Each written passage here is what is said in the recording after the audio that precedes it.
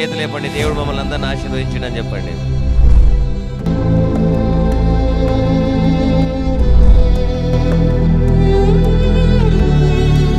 ఎవరైతే నమ్ముతారో దేవుడు మిమ్మల్ని ఆశీర్వదిస్తాడు. Praise God.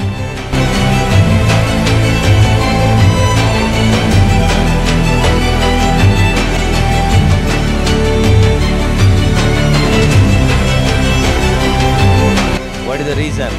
మరి దేవుడు ఏమడిగినా ఇస్తాన్నాడు కదా, ఎందుకు ఇవ్వలేడు? కారణం ఏంటి?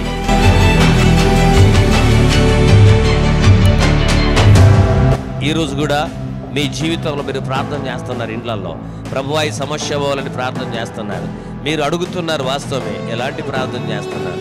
ఎంత మీకు విశ్వాసం ఉంది? మీరు ఎంత ప్రార్థన చేస్తున్నారు?